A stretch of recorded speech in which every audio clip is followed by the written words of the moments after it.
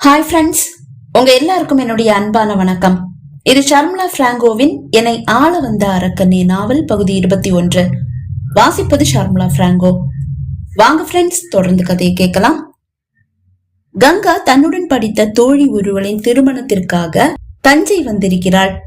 திருமணம் முடிந்து தோழியிடம் விடை பெற்றவள் மண்டப வாசலுக்கு வரும்போது அது வழியாக நிதானமாக செல்லும் அந்த காரில் வெற்றி அமர்ந்திருப்பதையும் வெற்றியோடு கார்த்திகாவின் அப்பா அம்மா அமர்ந்திருப்பதையும் கண்டாள்.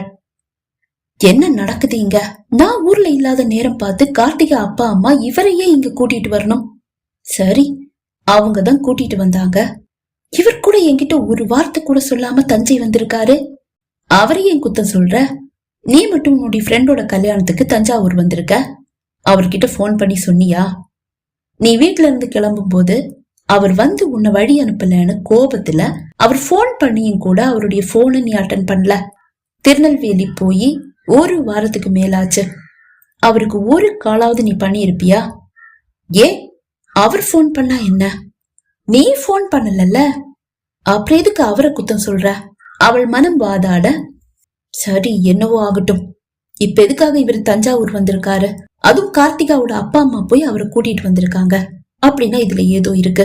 அருகில் இருந்த ஆட்டோ ஸ்டாண்டுக்கு வந்தவள் ஆட்டோ பிடித்து அந்த காரின் பின்னால் சென்றாள். வெற்றியின் கார் கோயில் வாசலில் வந்து நின்றது. வெற்றி மட்டும் காரில் இருந்து இறங்கிக் கொண்டான். அவன் கண்ணில் படாமல் ஆட்டோவை நிறுத்திவிட்டு கங்காவும் இறங்கிக் கொண்டாள். வெற்றி கார்த்திகா அப்பா அம்மாவிடம் ஏதோ கூறிவிட்டு கோயிலுக்குள் செல்கிறான். கார் நகர்கிறது. கங்காவும் கோயிலுக்குள் வந்தாள். வெற்றி சாமி தரிசனத்தை முடித்துவிட்டு மண்டபத்தில் வந்து அமர்ந்தான். வெற்றியின் கண்ணில் படாமல் அவன் அருகில் இருக்கும் தூண்களின் ஒன்றின் பின்னால் கங்காவும் வந்து நின்று கொண்டாள். அப்போதுதான் கோயிலுக்குள் நடராஜனும் அவன் தம்பியும் வருவதை கங்கா கண்டாள். வெற்றியை கண்டவர்கள் ஒருவரை ஒருவர் பார்த்து கொள்வதையும் அவனை நோக்கி வருவதையும் கண்ட கங்கா சட்டென்று அந்த தூணின் பின்னால் மறைந்து நின்று கொண்டாள். ஆனால் அதற்குள் கார்த்திகாவும் கோயிலுக்குள் வந்துவிட அதை கண்ட நடராஜன் தன் தம்பியின் கையை பிடித்து இழுத்து கொண்டு தூணின் பின்னால் மறைந்து கொண்டான். கோயிலுக்குள் வந்த கார்த்திகா சாமி தரிசனத்தை முடித்துவிட்டு மண்டபத்தை நோக்கி வரும்போதுதான் அவளுக்காக காத்திருக்கும் வெற்றியை கண்டு முகம் மலர்ந்தாள். ஓடி அவன் அருகில் வந்தவள், அத்தான் நீங்க இப்ப தஞ்சாவூர் வந்தீங்க? வியப்போடு கேட்டாள். இப்பதான் வந்தேன். இப்பவா? ஆமா, என்ன விஷயமா வந்தீங்க? உன்னை பார்க்கதான் வந்தேன் கார்த்திகா. என்ன பார்க்கவா? ஆமா. எதுக்கு? உன்கிட்ட மனசு விட்டு பேசணும். என்கிட்ட மனசு விட்டு பேசணுமா? என்ன பேசணும் அத்தான்? நீ முதல்ல உட்காரு. அவள் கரத்தை பற்றி தன் அருகில் அமர்த்தியவன் அவளோடு நெருங்கி அமர நெளிந்த கார்த்திகா நகர்ந்து அமர்ந்தாள். ஏன் கார்த்திகா, என்ன பிடிக்கலையா? தள்ளி போற? நடராஜனுக்கும் அவன் தம்பிக்கும் மட்டுமல்ல கங்காவுக்கும் கோபம் விற்றென்று தலைக்கேறியது. அவனை அதிர்ச்சியோடு பார்த்த கார்த்திகா, அத்தான் நீங்க என்ன கேக்குறீங்க? புரியலையா இல்ல புரியாத மாதிரி நடிக்கிறியா? சத்தியமா நீங்க என்ன கேக்குறீங்கன்னு எனக்கு புரியல. அதோட பொருள் என்னன்னு புரியல. கார்த்திகா, நாம 2 பேரும் உயிருக்கு உயிரா காதலிச்சிருக்கோம். சூழ்நிலை நம்ம 2 பேரையும் பிரிச்சிருச்சு. இல்ல, உன்னுடைய அத்தான் நடராஜனும் உன்னுடைய அப்பாவும் கங்காவும் சேர்ந்து நம்ம 2 பேரையும் பிரிச்சுட்டாங்க. உன்னாலையும் நடராஜனோட ஒட்ட முடியல, என்னாலையும் கங்கா கூட வாழ முடியாதுன்ற நிலைமை. அப்புறம் எதுக்கு கங்காவை கட்டிக்கிட்டீங்கன்னு நீ கேட்கலாம். அது எனக்கு தெரியும் அத்தான். உங்களுக்கு கங்காவை பிடிக்காதுன்னு எனக்கு ரொம்ப நல்லாவே தெரியும். அவளை வேற யாரும் கட்டிக்க மாட்டாங்க, அவ வாழ்க்கை நாசமா போகுதுன்னு சொல்லி அவளுடைய அப்பா உங்க கால்ல விழுந்ததாலதான் பரிதாபப்பட்டு நீங்க அவளை கட்டிக்கிட்டீங்கன்னு எனக்கு தெரியும். ஊர்ல எல்லாரும் பேசிக்கிட்டாங்க. அவ உங்களுக்கு ஏத்தவை இல்ல அத்தான். அவளை எனக்கு சுத்தமா பிடிக்கல. நீங்க நல்லவர் இல்லைன்னு சொல்லி நம்ம 2 பேரையும் பிரிச்சவ இப்ப எப்படி உங்களை கல்யாணம் பண்ணிக்கிட்டா? நீங்க கங்காவை கட்டிக்கிட்டதுல எனக்கு உங்க மேல கூட கோபம் தான் அத்தான். அவளுடைய அப்பா வந்து கால்ல விழுந்தா முகத்துல அடிச்ச மாதிரி பேசி திருப்பி அனுப்பி இருக்க வேண்டாம்? ஈவு இறக்கம் பார்த்து எதுக்காக அவளை கல்யாணம் பண்ணிக்கிட்டீங்க? அவ மட்டும் என்ன உங்க மேல இருக்கிற காதல்ல கல்யாணம் பண்ணிக்கிட்டான்னு நினைக்கிறீங்களா? முன்னாடி உங்களுக்கு எதுவுமே இல்ல, ஆனா நீங்க இப்ப பிலிம் ஸ்டார் ஆயிட்டீங்க. வெறும் பிலிம் ஸ்டார் இல்ல, கண்டிப்பா நீங்க உச்சத்துக்கு வருவீங்க. அது அவளுக்கும் தெரியும். அதனாலதான் வந்து ஒட்டிக்கிட்டா. அவ உங்களுக்கு வேண்டாம் தான். ஆமா கார்த்திகா, எனக்கு அவ வேண்டாம். நான் முடிவு பண்ணிட்டேன். அவளுக்கு என் மேல எந்த மதிப்பும் மரியாதையும் இல்ல. என் பேச்சுக்கு கூட அவ மதிப்பு கொடுக்கறது இல்ல. அவ இஷ்டத்துக்கு தான் நடந்துக்கிறா. கேட்டா பொண்ணுங்க ஒண்ணும் உங்க அடிமை இல்லைன்னு தெனாவட்டா பதில் சொல்றா. ஆமாத்தான், பொண்ணுங்க ஒண்ணும் ஆம்பளைங்களுக்கு அடிமை இல்ல. இதுல எனக்கும் மாறுபட்ட கருத்து எதுவும் இல்ல. ஆனா அன்புக்கும் பாசத்துக்கும் அடிமையா இருக்கிறது தப்பில்ல. உங்கள மாதிரி ஒருத்தர் கிட்ட உங்க பாசத்துக்கு அடிமையா இருக்கிறதுல தப்பே இல்ல. நீங்க என்ன அவளை கஷ்டப்படுத்தவா போறீங்க? அவ உங்களை நேசிச்சா நீங்க அவளை கைக்குள்ள வச்சு கண்ணுக்குள்ள வச்சு பாத்துக்க மாட்டீங்க? உங்க கூட வாழ்ந்தா அந்த வாழ்க்கை சொர்க்கம் தான். கண்டிப்பா என்னுடைய மனைவிய கண்ணுக்குள்ள வச்சு பாத்துக்கணும்னு எனக்கும் ஆசைதான். ஆனா என்ன மதிக்காதவளை என்னால எப்படி பாத்துக்க முடியும்? நீ சொன்னியே என் கூட வாழற வாழ்க்கை சொர்க்கம்னு. அந்த சொர்க்கத்துக்கு உன்னை கூட்டிட்டு போகதான் நான் இப்ப வந்திருக்கேன் கார்த்திகா. அதிர்ச்சியோடு நால்வரும் வெற்றியை பார்த்தனர். என்ன சொல்றீங்க அத்தான்? ஆமா கார்த்திகா, என்னால அந்த கங்கா கூட வாழ முடியாது. உன்னாலையும் அப்படிதான். அது மட்டும் இல்ல, இவங்க 2 பேரும் சேர்ந்துதான் நம்ம காதல பிரிச்சாங்க. இவங்களை இதை விட சூப்பரா பழி வாங்க முடியாது. நாம 2 பேரும் வாழ்க்கையில இணைஞ்சா அதை விட ஒரு பெரிய அவமானம், ஒரு பெரிய அடி அவங்களுக்கு வேற ஏது சொல்லு? நீ வா, என் கூட வந்துடு. அவள் கரத்தை பிடித்தான் வெற்றி. அந்த கரத்தை இன்னும் இறுக்கமாக பிடித்து கொண்ட கார்த்திகா அழ ஆரம்பித்தாள். அத்தான், நான் உங்களை காதலிச்சிருக்கேன். உங்களை கல்யாணம் பண்ணிக்கணும்னு ஆசைப்பட்டிருக்கேன். இப்பவும் நீங்க என்ன மறக்கலன்னு எனக்கு புரியுது. என்னாலையும் உங்களை மறக்க முடியாது. சாகிற வரைக்கும் என்னால உங்களை மறக்க முடியாது.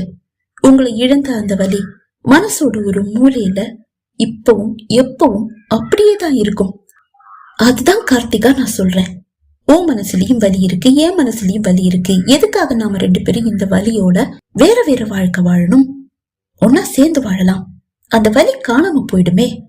கொதித்து போன நடராஜன், அவன் தம்பி கங்கா மூவரும் தூணின் மறைவிலிருந்து வெளிப்பட தயாராக, உங்க அன்புக்கும் காதலுக்கும் நான் தலை வணங்குறாதான். ஆனா என்ன மன்னிச்சிருங்க. நான் உங்களை உயிரா காதலிச்சேன். நான் வேதனைப்பட்டு இருக்கேன்னு தெரிஞ்சும் இன்னைக்கும் இப்பவும் எனக்காக காத்திருக்கிற, என்ன உயிரா நேசிக்கிற என்னுடைய நடராஜனத்தான் தான் எனக்கு உசத்தியா தெரிகிறாரு. அந்த வார்த்தை அனைவரையும் மகிழ்வித்தது. மூவரின் கால்களும் அப்படியே தூணின் மறைவில் நின்று விட்டன.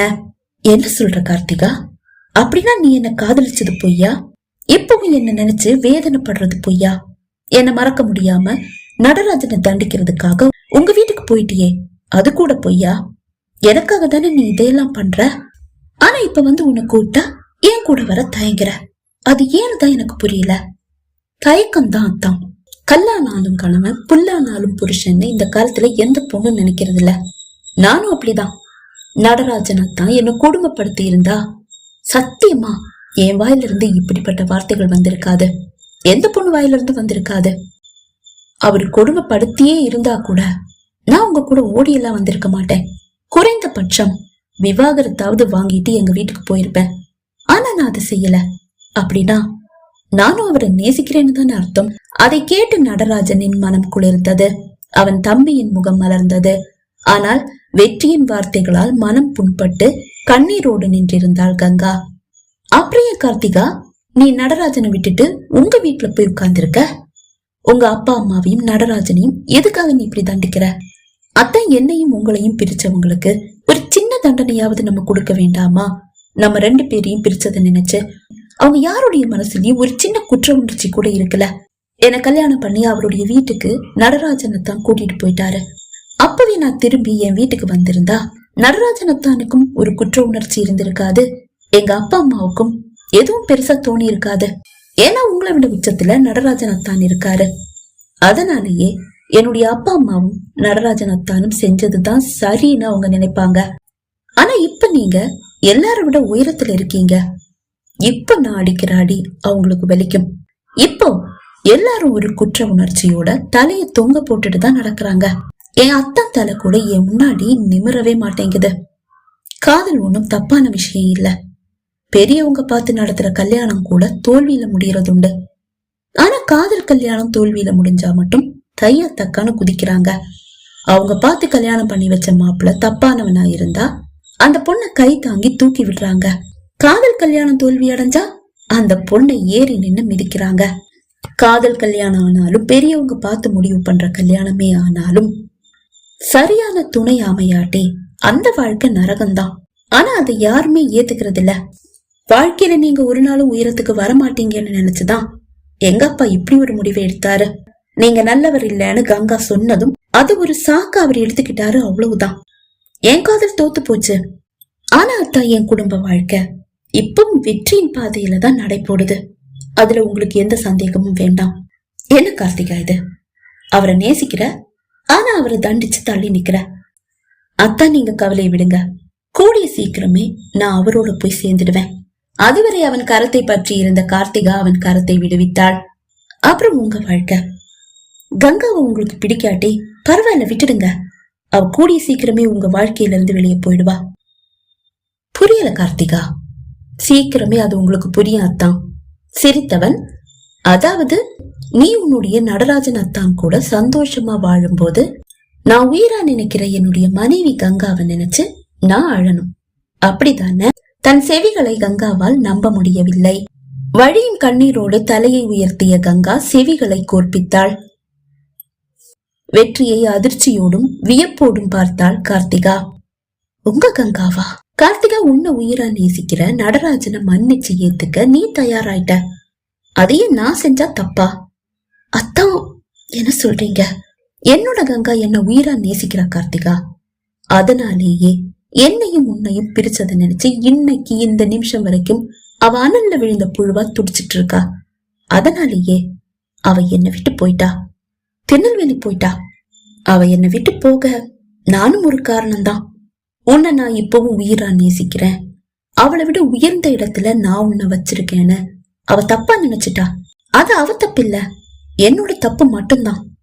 அத்தான், நீங்க கங்காவை நேசிக்கிறீங்களா? உயிரா நேசிக்கிறீங்களா?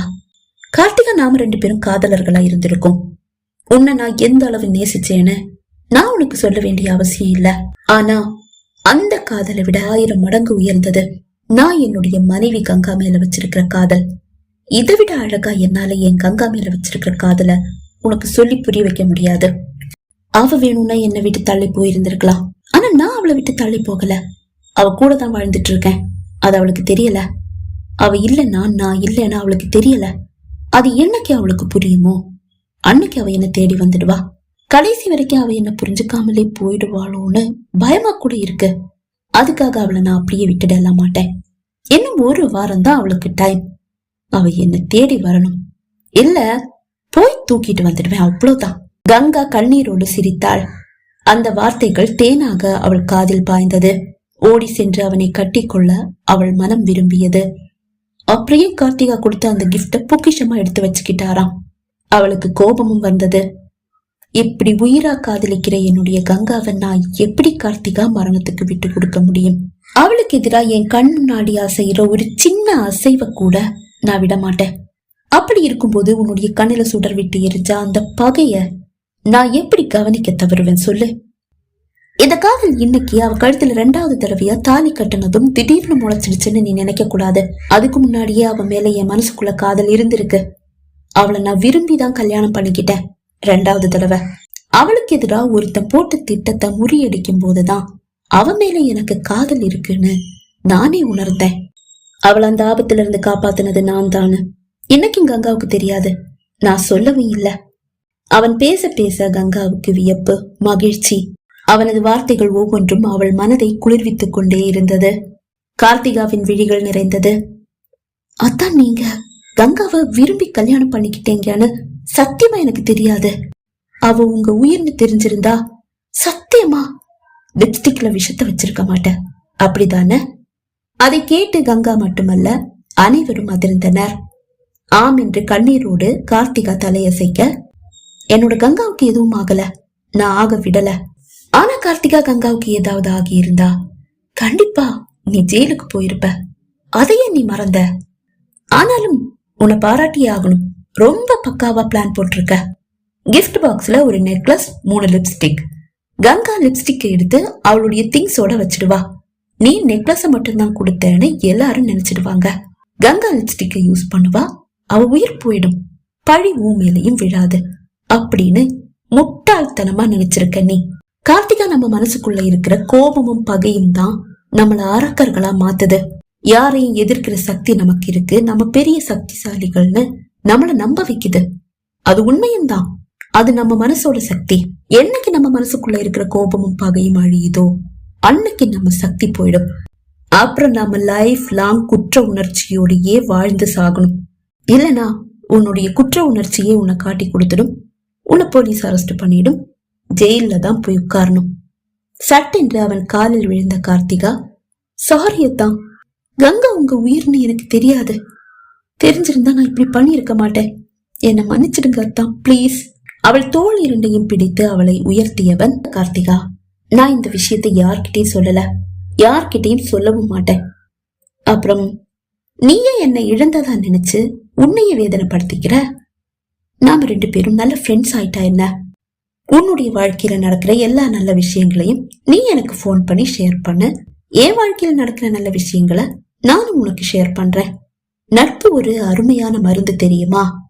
நாம ஃப்ரெண்ட்ஸ் ஆயிடலாமா? அவன் தன் கையை நீட்ட அழுகையும் சிரிப்புமாக அவன் கை மீது கை வைத்த கார்த்திகா, சரி ஃப்ரெண்ட்ஸ் ஆயிடலாம். அவள் கரத்தை பிடித்து அழுத்திய பின் விடுவித்தவன், அப்புறம் கார்த்திகா, நீ இன்னொரு விஷயத்த கண்டிப்பா தெரிஞ்சுக்கணும். நீ நினைக்கிற மாதிரி நான் ஒரு பிலிம் ஸ்டார் ஆனதும் கங்கா ஓடி வந்து என்னோட ஒட்டிக்கல. நான் ஒரு பிலிம் ஸ்டார் ஆகுறதுக்கு முன்னாடியே நான் ஒரு பிலிம் ஸ்டார் ஆக போறேன்னு தெரிஞ்சுக்காமலே அவ என்ன காதலிக்க ஆரம்பிச்சுட்டா. நீ என்ன எந்த அளவு நேசிச்சியோ அதை விட அதிகமாவே கார்த்திகா என்ன நேசிக்கிறா. அது எப்படி அத்தான் உங்களுக்கு தெரியும்? கங்கா கொஞ்ச நாள் எங்க வீட்டுலதான் இருந்தா. என் தொல்லை தாங்க முடியாம என்ன கட்டுப்படுத்த முடியாம என் வீட்லயே வந்து தங்கிட்டா. அதோட என்னுடைய தொல்லை ஒழிஞ்சது. இதெல்லாம் எப்ப நடந்தது? அதெல்லாம் நடந்தது. சரி அத்தான், நான் ஒரு சந்தேகம் கேட்கவா? என்ன, உண்மையிலேயே நீங்க என்ன கூட்டிட்டு போகதான் இங்க வந்தீங்களா? நீ என்ன நினைக்கிற? கண்டிப்பா இல்ல. எங்க அப்பா அம்மா நேத்து ஒரு கல்யாணத்துக்கு போகணும்னு சொல்லி இங்க இருந்து கிளம்பும் போதே எனக்கு சந்தேகமா இருந்தது, உங்களைதான் பார்க்க வராங்களோன்னு. அது உண்மைன்னு இப்ப புரியுது. எனக்கு கோயில்ல விசேஷ பூஜை நடக்குது, நீ கோயிலுக்கு போன என்ன வற்புறுத்தி ஏன் அனுப்பி வச்சாங்கன்னு இப்ப ரொம்ப நல்லாவே புரியுது. புரிஞ்சுகிட்டா சரிதான். நடப்பவை அனைத்தையும் பார்த்தும் கேட்டும் மெய் சிலிர்த்து போய் நின்றிருந்தாள் கங்கா. வெற்றிக்கு தன் மீதுதான் என்ன ஒரு காதல், அதை புரிந்து கொள்ளாமல் அவனை தவறாக நினைத்ததை எண்ணி வருந்தினாள். பகுதி 21 நிறைவடைந்தது. பகுதி 22 உங்களை சந்திக்கும் வரை விடைபெறுகிறேன். நன்றி, வணக்கம்.